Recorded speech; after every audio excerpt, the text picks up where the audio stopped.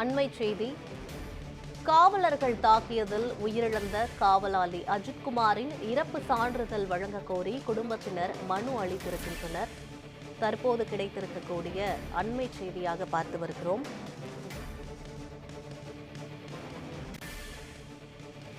காவலர்கள் தாக்கியதில் உயிரிழந்த கோயில் காவலாளி அஜித்குமாரின் இறப்பு சான்றிதழை வழங்க கோரி குடும்பத்தினர் மனு அளித்திருக்கிறார்கள்.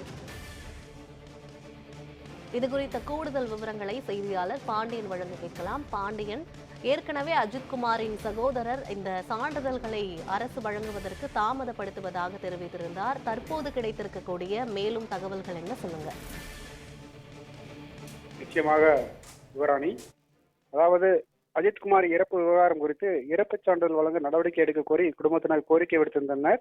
இது குறித்து காவல்துறை தற்போது இறப்பு அறிக்கையை வழங்கியது. சிவகங்கை மாவட்டம் திருப்புவனத்தை சேர்ந்த கோயில் காவலாளி அஜித்குமார் தனிப்படை போலீசாரால் சித்திரவதை செய்யப்பட்டதில் உயிரிழந்ததாக புகார் எழுந்தது. இந்த சம்பவம் மாநிலம் முழுவதும் பெரும் பரபரப்பை அதிர்வலையை ஏற்படுத்தியிருந்தது. அஜித்குமாரின் மரணம் தொடர்பாக சட்டப்பூர்வமான இறப்புச் சான்றிதழை கிடைக்கவில்லை என்பதை கூறி அவரது குடும்பத்தினர் தற்போது கடும் சிரமத்தில் உள்ளாகியுள்ளனர்.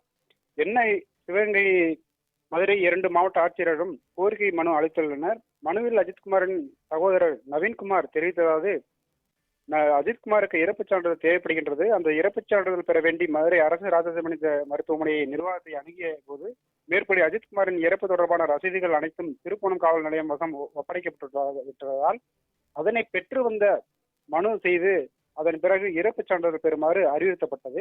மேற்படி இறப்பு தொடர்பான ஆவணங்கள் எதுவும் திருப்புவனம் காவல் நிலையத்தில் இருந்து எங்களுக்கு கிடைக்கப்பெறவில்லை. ஆகையால் இறப்பு சான்றிதழ் பெறும் கடும் சிரமம் ஏற்பட்டுள்ளது. எனவே எனது சகோதரர் அஜித்குமார் அவர்களின் இறப்புச் சான்றிதழ் வழங்க மாவட்ட நிர்வாகமும் காவல்துறையும் உரிய நடவடிக்கை எடுத்து விரைந்து இறப்புச் சான்றிதழ் வழங்கிட வேண்டும் என 2 மாவட்ட நிர்வாகத்திடமும் அஜித்குமார் குடும்பத்தினர் கோரிக்கை விடுத்து மனு கொடுத்திருந்தனர். இது தொடர்பாக திருப்புவனம் காவல்துறை அஜித்குமாரின் தொடர்பாக இறப்பு அறிக்கையை சுகாதாரத்துறைக்கு வழங்கியதாக தெரிவித்துள்ளது.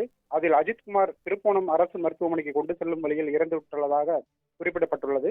தொடர்ந்து அஜித்குமாரின் இறப்புச் சான்றிதழ் வழங்குவதற்கான நடவடிக்கைகள் விரைவில் மேற்கொள்ளப்படும் என எதிர்பார்க்கப்படுகிறது. யுவராணி,